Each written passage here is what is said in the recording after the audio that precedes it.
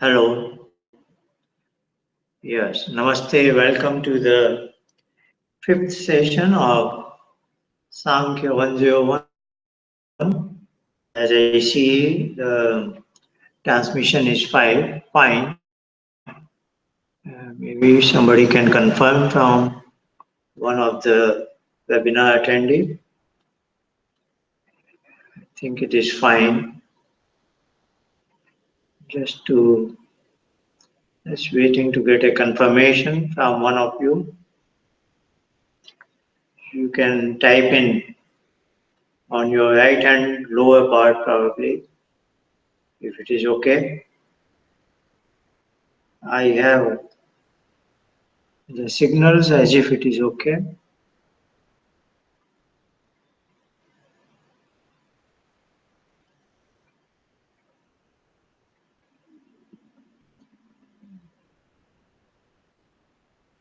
Very good. Thank you. Okay.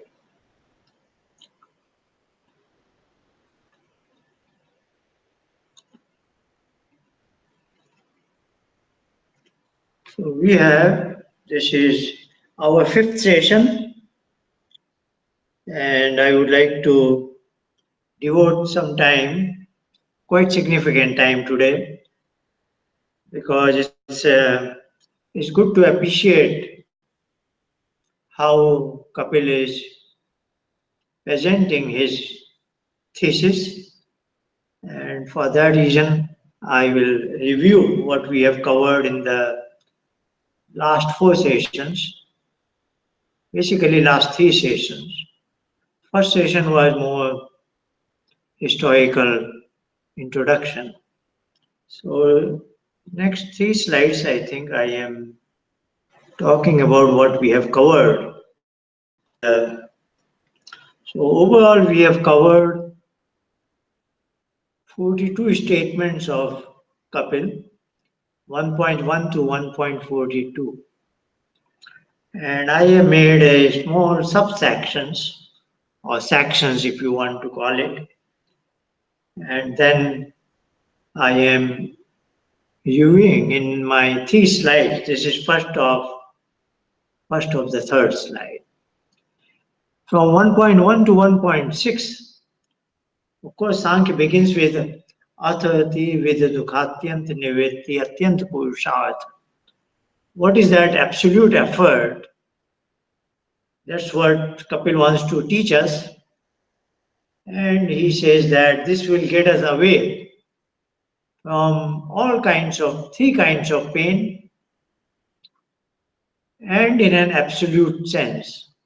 So absolute effort to get rid of pain in an absolute sense, in a thorough manner. So we are in a stage where we are absolutely painless. And then there is further discussion because the layperson thinks that there are remedies for pain in the life, but then Kapil points out if we get rid of one pain, there is recurrence. So something is coming again and again. For example, hunger. If I eat food, again few hours later I become hungry. So there is not permanent solution to this. But then the layperson counters that in the case of hunger, before I feel the pinch of pain, I can eat and enjoy food. So there are people who sit on the dining table even before the hunger strikes them. So they don't quite feel the pain of hunger like a poor man does. So there are people who don't wait for the hunger to strike and they keep their stomach filled throughout the day. So they never feel the pain of hunger. They are eating even before the hunger strikes them. But then Kapil points out that there are all kinds of pain in life which is not always predictable like hunger is. We know we will get hungry in the evening, then in the morning, then in the daytime, but there are several other kinds of pain in life that are not predictable. It just comes out of the blue. And also there are pain, like there are all kind of diseases that don't have quite remedies. We don't know of them. So there are so many things in life that the known solution to those problems cannot make my life absolutely void of pain. And then he points out there is something, because Vedas also speak about it, that he calls as liberation, and that is what he wants to teach us about. So this was a small section of 6 statements where he is spelling out the objective of his book, and which is quite a challenging task because the nature of pain in human life is quite a wide ranging, and he declares at the outset that he wants to tell us a solution so that we can lead a life absolutely void of pain. Then the cause of, because there is a word liberation, as if my soul is bonded to something, that is where the liberation will become a desirable, a valid thing. So the opposite of liberation, which is my current state, is called bondage. Sanskrit term is bandh. Indeed, there is a lot of similarity. Sanskrit word bandh and English word bond. There is a lot of similarity.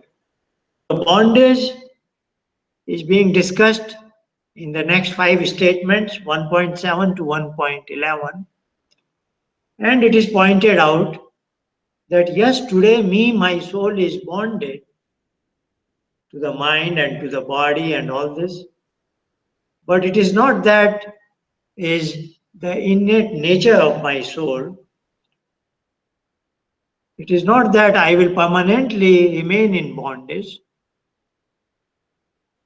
And that discussion is there in 5 statements, that it is not quite inherent nature of the soul.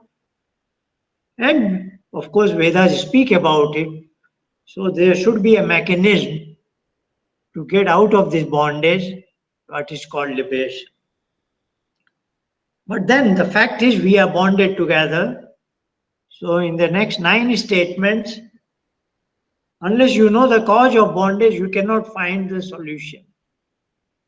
So he is discussing what could be the cause of bondage.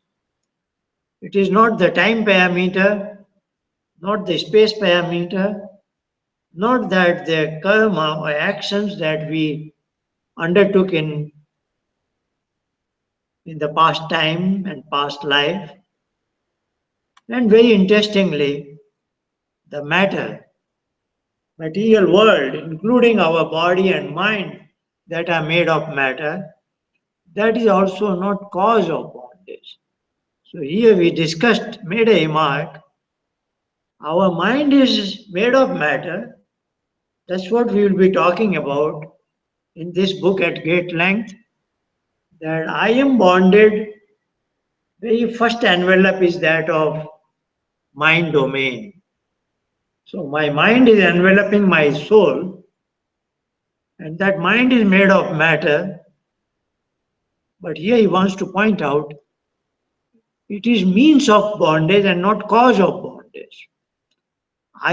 So I gave an example that somebody who is physically more powerful ties me to a chair by means of a rope. So rope is the means. Actual cause of my bondage to the chair is by that human being who was more physically powerful than I was. So he was able to tie me to the chair, with the means of rope.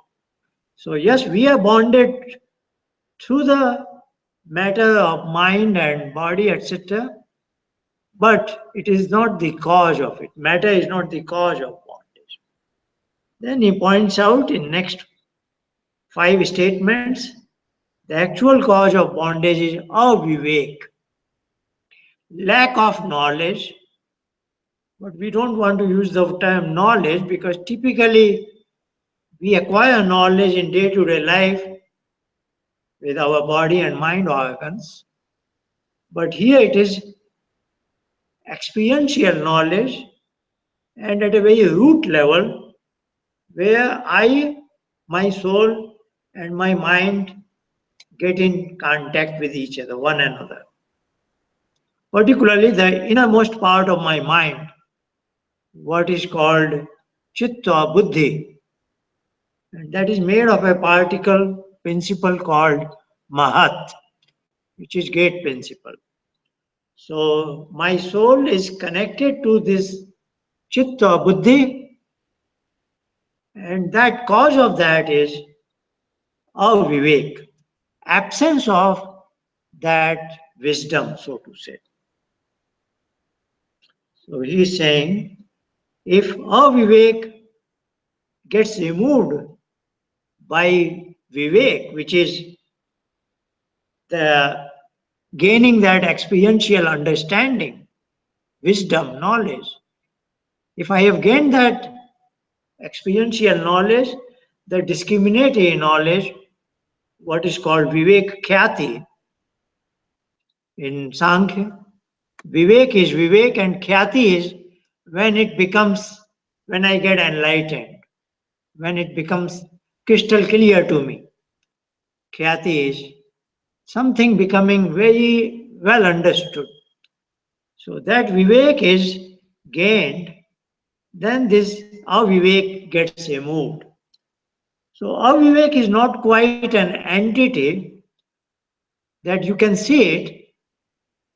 So the comparison can be made with darkness and light. You enter in a hall which is absolutely dark. You put on a switch and a lamp is now brightly lit and the whole hall is now bright. Everything can be seen clearly. But in this process, nobody saw darkness going away, going out of the door or going out of the window. Darkness just vanished. Darkness was there, and once the light appeared, darkness is no more there. But nobody sees it going from some hole or from a window or door because it is actually not quite a thing. It is not quite an entity. It is nothing but absence of light. So darkness is not quite an independent entity. It is absence of light is darkness.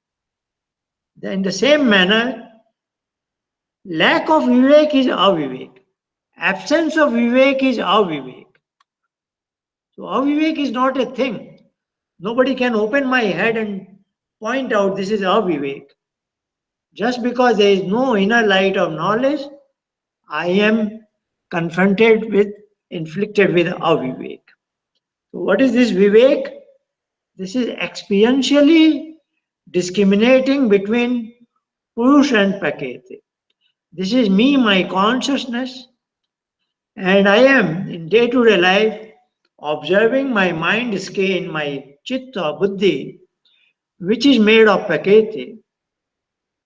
So when I am able to gain that me, my Purush is different from my chitta, buddhi, which is made of matter and Prakriti, when I learn it experientially, then I have gained Vivek Khyati, and then I have gained this Vivek, then this Avivek is no more there, then I have met the objectives of the human life. And then I will be in a phase when I will be void of any pain. There will be no pain in my life. That's what Kapil is talking about. Let's look at the next part. So that was first 25 statements of review. Now we are looking at another 6 statements, but let's go back to the previous slide because there was an important value of inference. What he's saying is, yes, we want to gain an understanding about this, but I should at least know what is the path. If I don't even know the path, how can I reach the destination? If I open my eyes, I see these gross objects of life, all these material objects. They lead my life into the external world. But now to gain this particular Vivek Khyati, I have to traverse an inner journey. Now in the inner journey, how can I go up to the point of that linkage between Purush and Prakriti? How can I go there? I should have some milestone, some kind of a path. So that he says, yes, path can be devised by means of inference. So this is called Anuman Praman. Of course, we will discuss this Praman in a more detailed manner, but now he is making a switch that from the external world that we see, let us make prima facie an understanding of some finer particles by using the logic of cause and effect. Like I see a wooden table here, this is an effect, and I can logically analyze that this has been made out of a log of wood by a carpenter. So these are two essential causes of this table. So any effect has some cause. When we see an effect, we can make an inference about its cause, and that cause can be treated as an effect, like wood is a cause. If I want to analyze wood, then I will say its cause, it is an effect, and its cause is a plant and tree. So that becomes the cause of the wood. Wood is the cause of the table. So this way we can analyze, go backward. So that is what he is saying. That can be done by the mechanism of logical analysis of inference. And that's what he does now in the next 6 statement, 126 to 131. Of course, I have written it in a long manner. Effects allow us to infer its causes. The gross objects of world are made of 5 gross elements.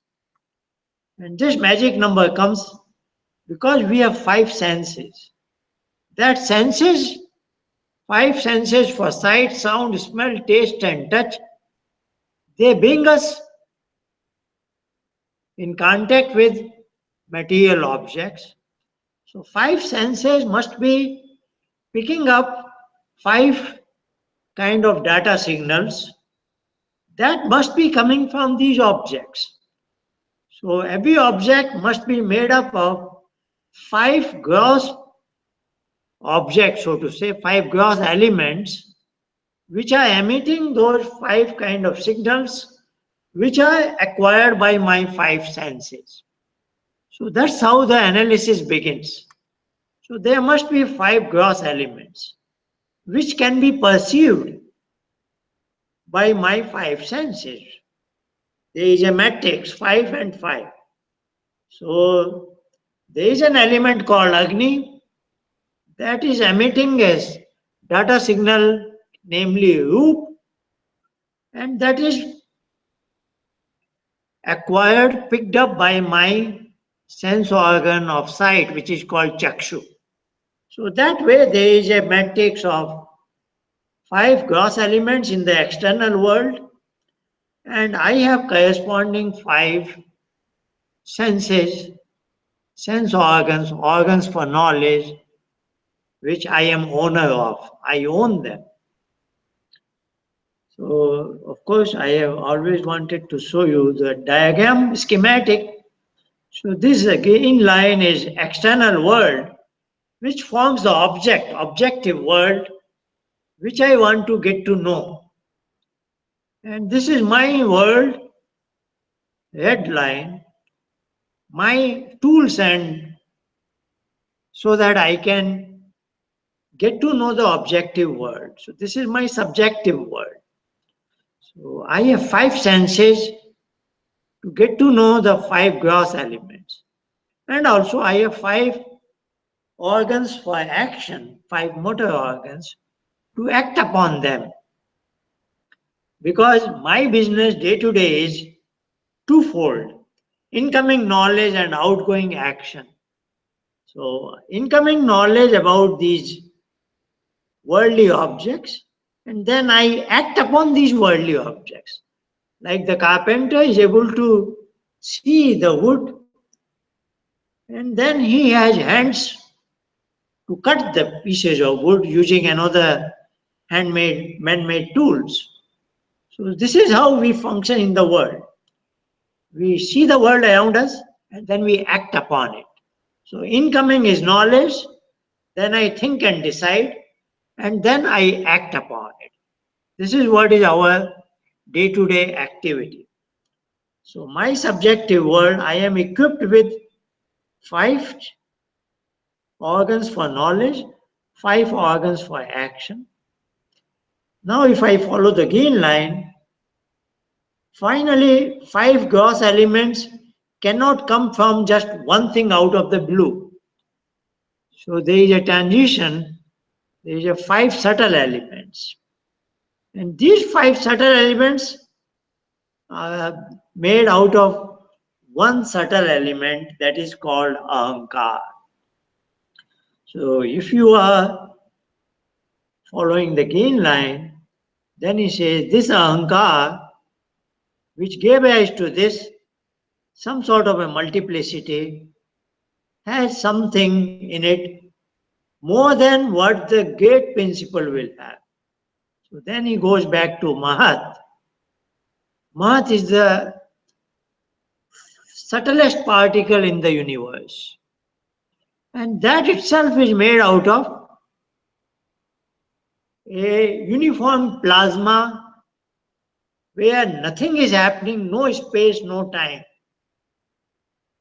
Because you have a space when one particle is different from other, which can become your reference coordinate system. If all particles are same, there is no reference point. And there is nothing in moving, it's all quiet. So there is no time also. That is what is the state of Prakriti. So out of Prakriti, now here there is a magic number 3. Prakriti is in equilibrium insofar as its 3 modes are concerned, namely Sattva, Rajas, Tamas. They are in equilibrium, so it is a homogeneous space, infinite space.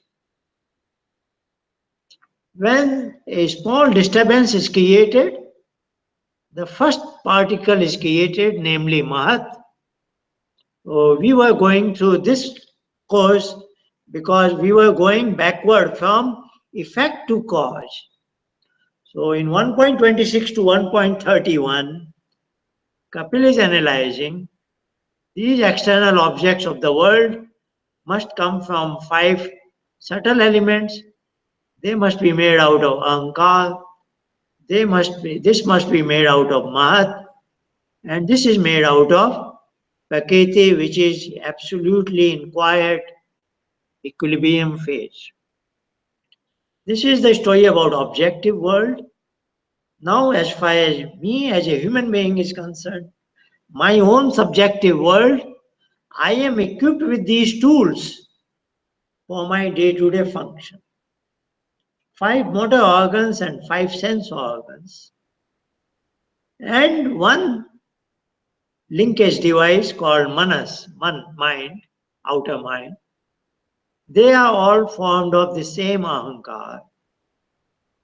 And from this ahankar, this is made out of mahat, and then the story is same. Then I have tried to remark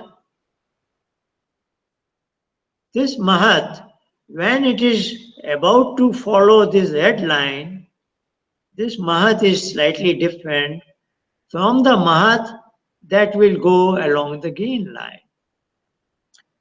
And that is why that has another name, the one which was to follow the red line. That needs another name. So structurally it is mahat, but when mahat is rich in sattva, it is doing the job of chit as well as buddhi. When it is not rich in sattva, it is likely to follow the green line. So this much is discussed in 1.26 to 1.31. And then last week we have discussed 132 to 142. I am breaking into two sections. 132, 135. There is again discussion that why Prakriti should be the last, final, ultimate material cause of the universe. Why we cannot go one step even beyond that. Then Kapil is pointing out there is nothing to benefit. It is just a matter of semantics. If you say Prakriti, if you insist that Prakriti is also an effect, then you try to search for its cause. If you say its cause is X, now how X is different from Prakriti? Prakriti is already in equilibrium insofar as Sattva, Rajas and Tamas are concerned. Going back in this diagram, Sattva, Rajas, Tamas are imbalanced in equilibrium here. I think I did point out in the session number 2. The origin of that is our day-to-day experience. Because this is me, my Purush, I am observing this Chitta always. I have already remarked why Patanjali calls it Chitta and why Kapil will be calling it Buddhi. I have discussed this.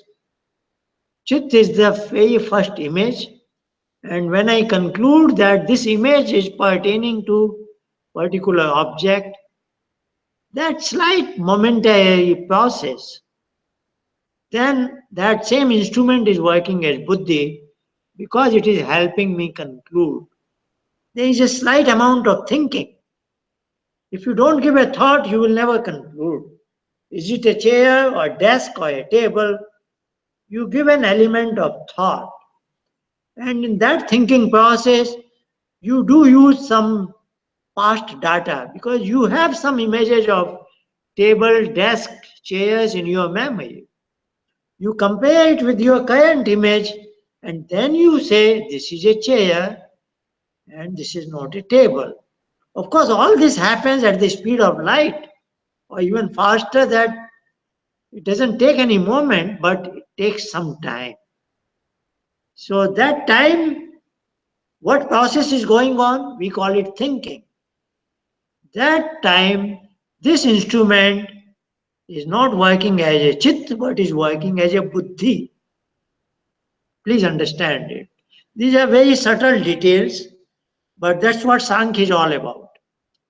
So chit is just getting the image very first thing. And Patanjali is concerned about chit because his objective is yoga chitta vritti nirodha. No image should come on the chit. Of course, no thinking. That's why we teach in meditation, be void of thoughts, thoughtless, thinking. No thought should be there. No, not even image should be there. Of course, that takes time. We want to practice that way. So this is the difference between chitta and buddhi. These are very subtle questions. And now, coming to 132 to 135, Kapil is highlighting that there is nothing new to be gained. Prakriti is the end of it. So sorry, I was using that diagram to tell you why this sattva just tamas is coming. So this is me, this is my chitta, and I have remarked this in the day 1, session 1. If you analyze your life, entire life, we go through infinite kinds of experiences. But all the experiences are resultant of three dominating experiences. I gave you the example of color. There are three primary colors: blue, yellow, and red. And depending on how you mix them, you can build infinite colors. Every color has its own wavelength. So there is infinity. This is a line. It has points. There are infinite points in a line. In the same manner, we have infinite kind of experiences in life, and they are basically coming from three dominating feelings, I will say. I don't know what to use the word. Namely, sattva, rajas, and tamas.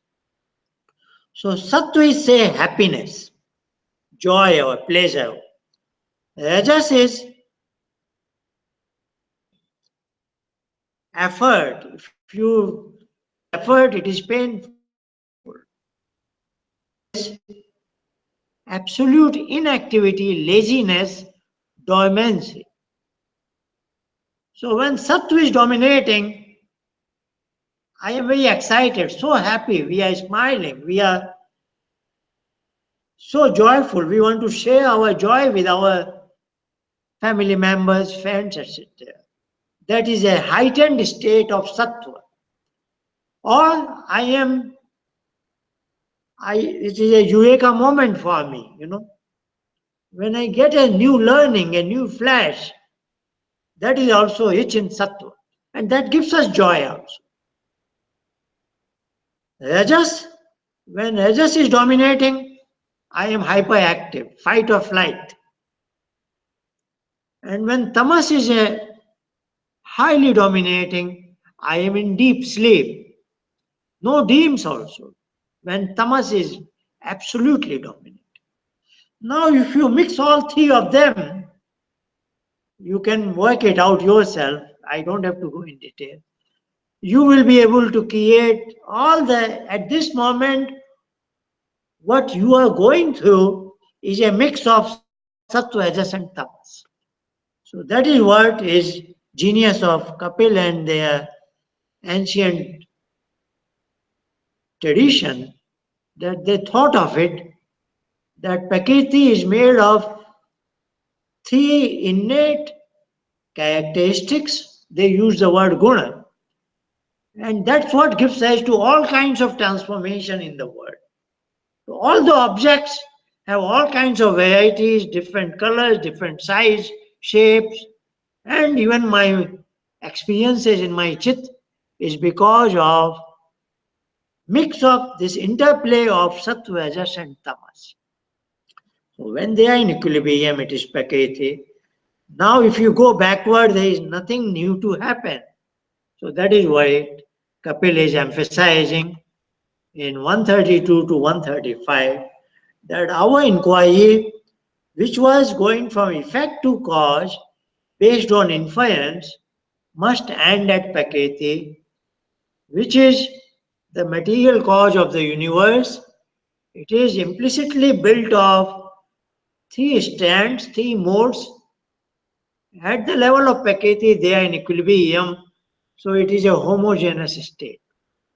And then this beautiful world is made out of, the creator is creating something out of that. Like a painter uses these three colors and makes all kinds of paintings. So in the same manner, the creator does it. And it must be an unconscious entity, because it goes through transformation. So that is also a very powerful statement from Kapil, that Purush is different from Prakriti, because as an individual human being, though I go through multitude of experiences in life, I have a strong feeling I am the same person. Say, if my age is 60 years, I look back and I have a strong feeling, yes, things have changed in my life, but I have not changed. I am the same person who did that, who was there 5 years ago, who did that 10 years ago, who did that 20 years ago. So that thing which hasn't changed, because that doesn't have those three modes, which is with Prakriti. So I am different from Prakriti, and that is what is Purush. That's what Kapil's philosophy is all based on. Purush and Prakriti are two different entities, but we don't get to know this discrimination, and that's what he is suggesting.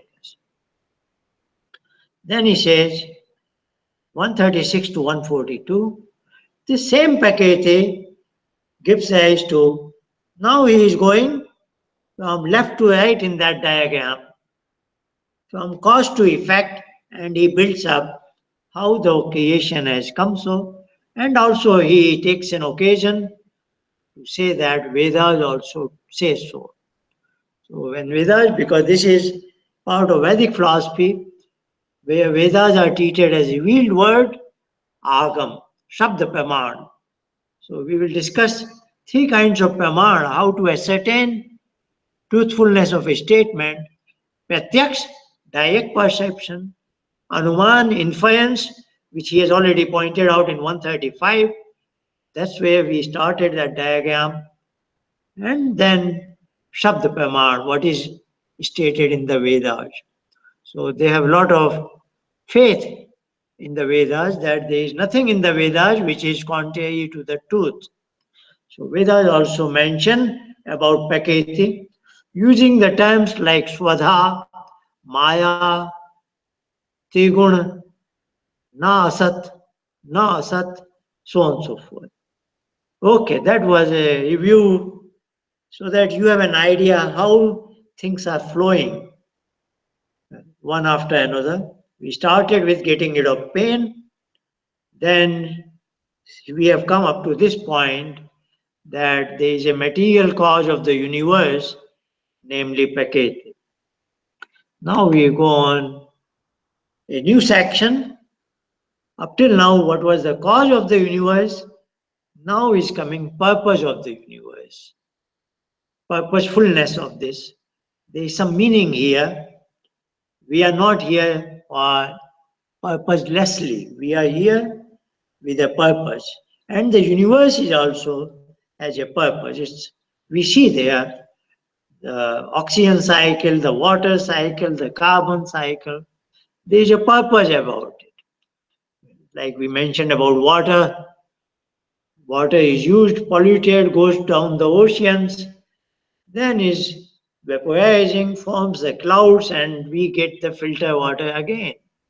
So all these things are happening in the universe so that human beings, animals, birds, they get drinking water in their life, isn't it? So there is purpose of the universe. So in the section that we will cover today, we are moving on to purpose of the universe. Essentially, now the discussion moves from the cause of creation to its purpose. Its purpose is to enable individual souls seek liberation from the cycle of birth and death.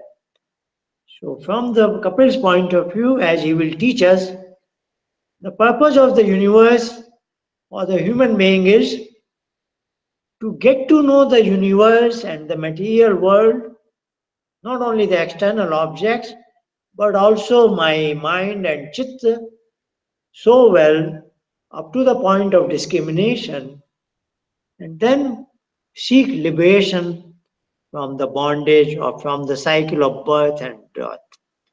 And in so doing, And in the process, when I am still going after upward, whatever experiences I have at the level of chit, which are pleasure or pain and things like that, they are the rewards of my actions. So they are also not arbitrary. If somebody is enjoying his life, day-to-day material life, that is also because he has performed some good actions. If you do good work, you get good results. If you earn money, you can have good food, good house, enjoy all that. But Kapil is highlighting we have to seek a higher level of enjoyment, an enjoyment when life is void of any kind of pain. And in so doing, we don't get it just the next moment. It is a process, and during the process, we are tasting the rewards of our own actions. That is called bhog. So these are two technical terms now coming. If I get liberation, I have attained upward. And if I am in between, I am experiencing the rewards of my actions. That is also happening at my chit level. I am going through the bhog of my life. So bhog and upward. So the purpose of the world is bhog and upward for all the living beings here. If I am just lost into the bhog, then I will never go there.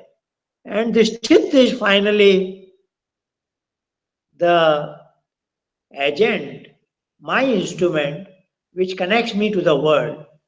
And all the experiences I have, which becomes my experience, which is my bhog, whether pleasure or pain. So this is a technical term here, because in India, this is a common term. But in common usage, bhog means positive enjoyment, like eating a delicious dish is bhog. But here, it is a technical term where it is an experience which could be pleasure as well as painful. A pleasant experience or painful experience. Or even your dormancy, even when you are sleeping, that also is a bhog, because you are getting affected by what is happening at the chit level. And when your chit is blank, no modifications at chit. And then you go to the point of you can see your Purush and Chit as two different entities. That will be Vivek Khyati. And later on, that is what will give rise to upward. No more bondage. Now your soul will be free soul. There will be no envelopes of mind and body. So this is what is the purpose of the universe. And let's discuss them. So today we are discussing 9 statements in next 15 minutes or so, starting with 143. I have put another number here because I should have pointed it out earlier. In case you are reading other books on Samkhya or through internet or something, then after the statement 1.19, our numberings are different from others. So our 1.20 is corresponding to 1.55 of many other books. But I am following a particular school where the statement 120 to 155 are discarded because they are all in the nature of bondage. If it is and going up to the level of paketi, which I think is unnecessary and unnecessary repetition. Probably it didn't come from Sankhya, but somebody interpolated later. So that is not going into that detail. There is not much to learn. So from our numbering, if you are reading any other book, you should add number 35. So our 1.20 is 1.55 in other books. Our 143 will be 188 in other books, so on so. Okay, with that remark, 1.43 is, let me read the Sanskrit part.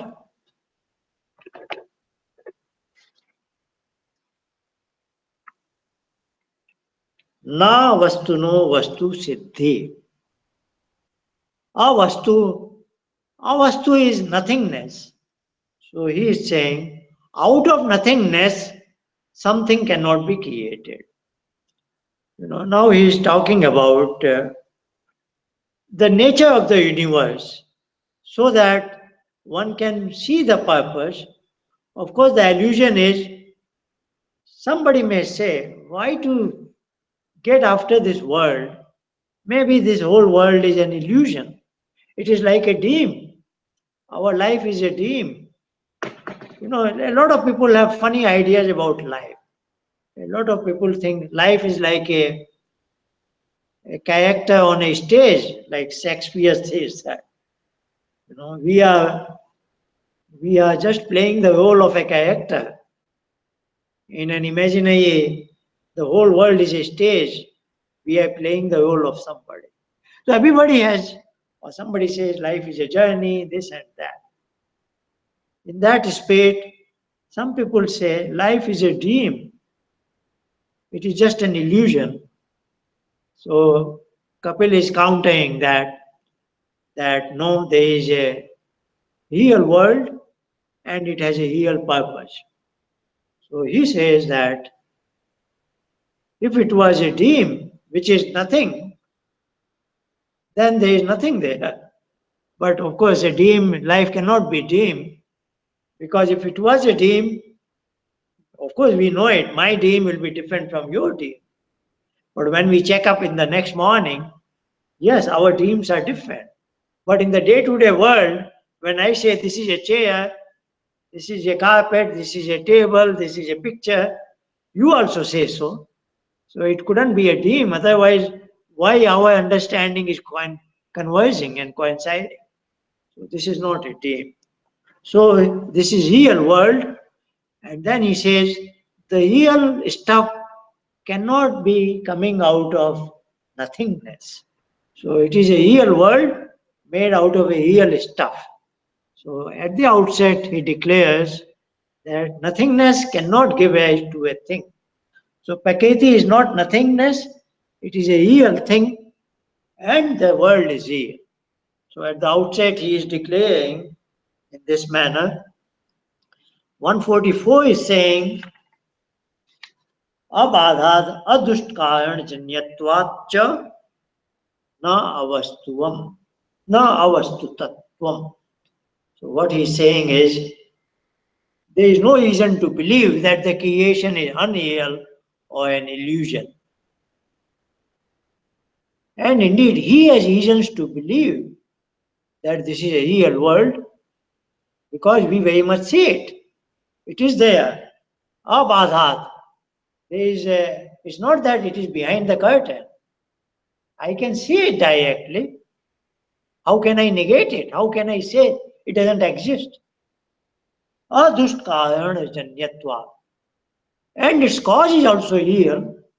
Like this table is real, and it was not that it came out of the magician's wand. It was made out of wood, a log of wood which we could see very much. So, in the same manner, this world is made out of all that we have discussed up to the point of Prakriti. So that has caused all this, and that is stated in the Vedas, and he has proved it, and that's what gives rise to this external world. So, this should not be treated as an illusion. And of course, our pain is not an illusion. We do feel it in real sense. So he is building up that. Now in 146 he says, 145, Bhave tad yogin tat siddhi abhave tad abhavat kutastayam tat siddhi. Now he says, there exists a Prakriti, that primary material cause, which is an eternal substance that gives rise to creation that exists. So this is a subtle philosophical topic where the word is bhav and abhav. Bhav means just being there, or I can translate it as existence in English. And I put a Sanskrit term sat. Sat means it exists. Sat. Sat Chit Anand. So Sat is existence. So Prakriti is existent. Just like this world is existing. So he is saying that only a thing that has real existence can give rise to a real world. So that's we are basically these two statements are qualifying 143 that nothingness cannot give rise to a real thing.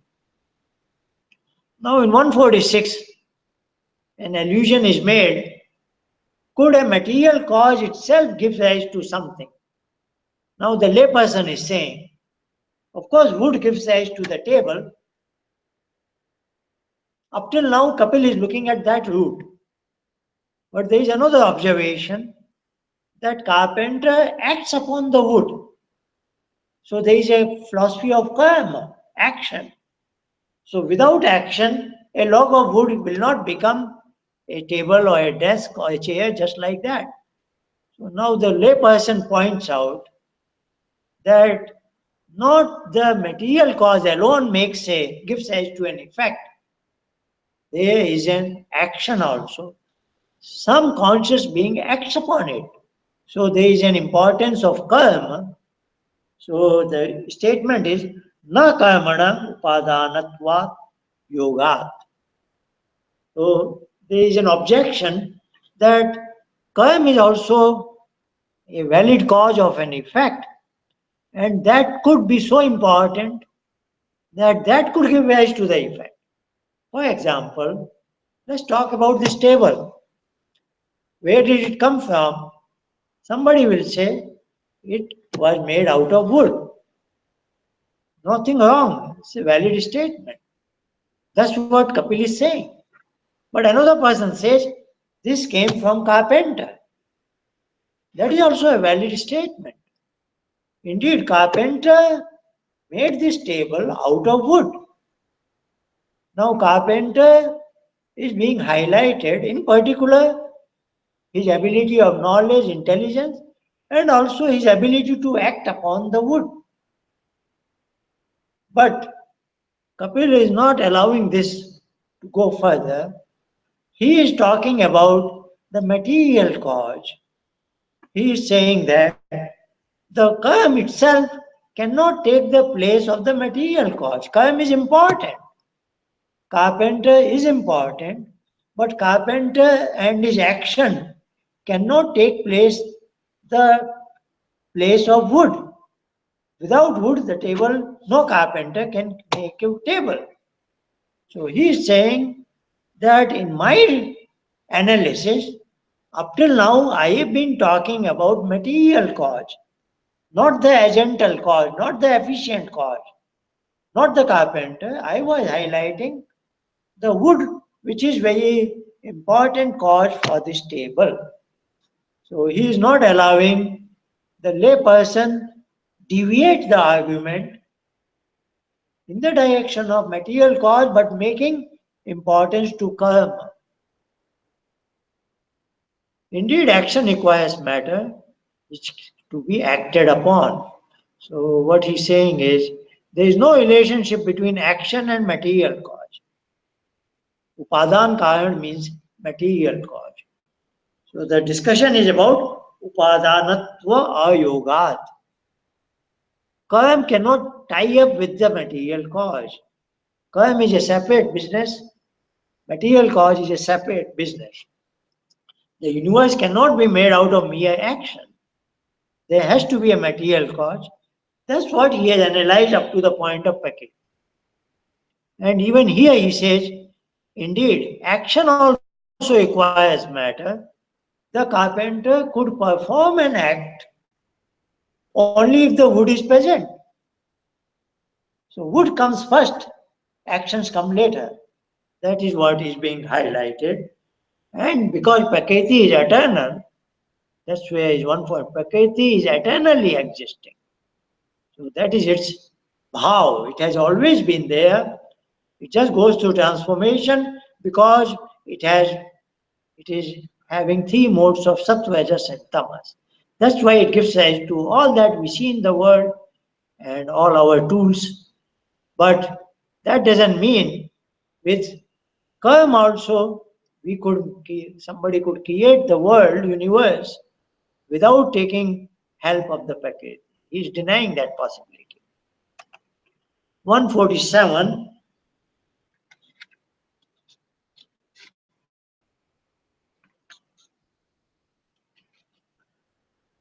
न अनुष्य विकादपि तत्सिद्धि साध्यत्वेन अनावेत्ति योगाद अपुरुषार्थत्वम.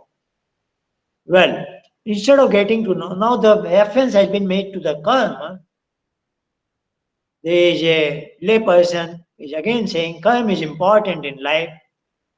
If not the trivial karma, especially the selfless karma, philanthropic action. So he says, because again he is saying atyant purusharth, the objectives of the human life can be attained by the selfless karma. So he is saying, instead of getting to know Prakriti's derivatives, the discriminatory knowledge and all that Kapil is trying to teach us, could it not happen that selfless philanthropic actions lead to liberation?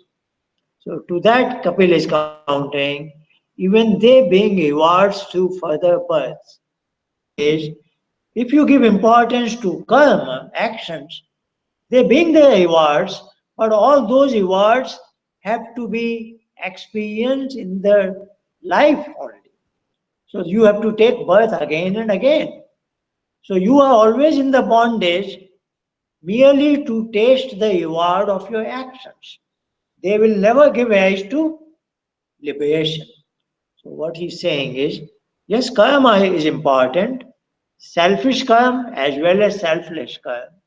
If you are earning money for your food and home and all that, these are selfish.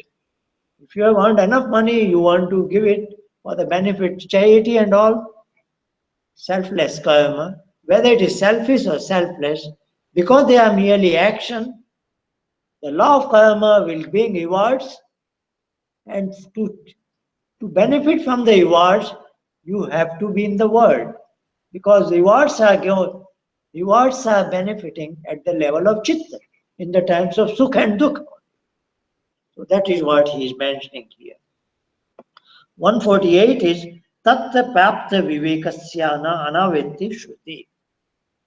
But again he is highlighting, according to the Vedas, shruti means Vedas, an individual soul does not take birth again, anavetti. I will not come back into the world. This has been explained in the Vedas. So this has to be pursued, and this is by achieving discriminatory knowledge of Purusha and Prakriti. So the knowledge is important for the objective of upward and not the actions. That is what Patanjali is trying to say. The consciousness of the soul, which is Purush, and the unconscious Chitta, which is made of Prakriti. But it is not that actions are not important. Selfless actions contribute towards you. When I do selfless action, my mind is not hyperactive. I am a calm mind. That will help me get this Vivek. That will be helpful. But that itself will not bring the Vivek. 149. Dukh, Dukha Dukham Jalabhishek Vanna Jadya Vimoka. Now again he is saying, why karma will not give you the Vivek Khyati? He is saying, the pain leads to pain only. Or karma leads to karma again, because karma will bring pain, and again to get away from pain, you will make another effort. So that will be the cyclic thing. So that is what he is saying. Dukha Dukham Jalabhishek Vatna Jadya Vimoka. It is like taking bath again and again. We take bath, our body becomes clean, but it picks up something again. Again, we have to take bath. There is no way you can take one bath and say it's done for the life. This is cyclic, it is always there.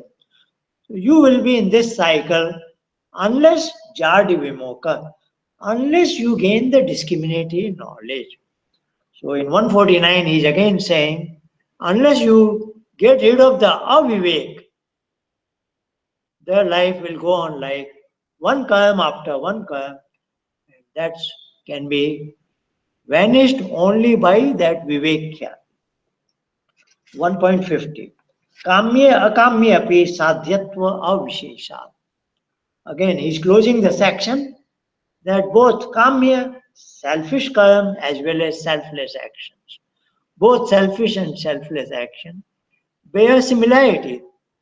To an outsider, it may look this is selfless karma and this is selfless. But they are same in the sense they being the rewards of actions. So they are similar, and then they do not get one rid of avivek. 151, that's where this section is ending. Nijmuktasya.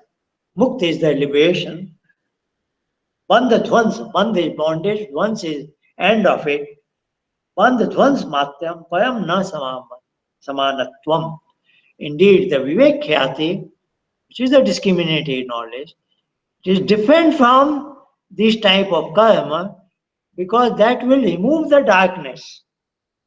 Dhvans matyam. That will remove the avivek and will bring liberation. Thus, its consequences depend from that of actions, selfish or selfless.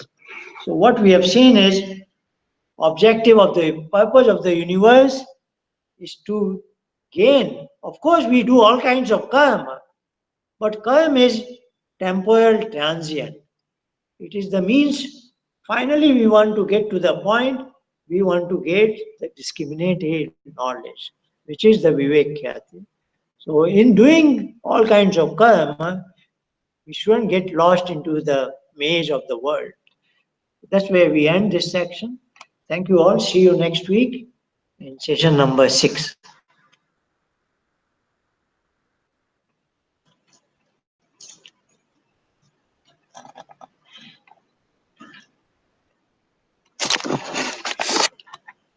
See you next week. Have a good time.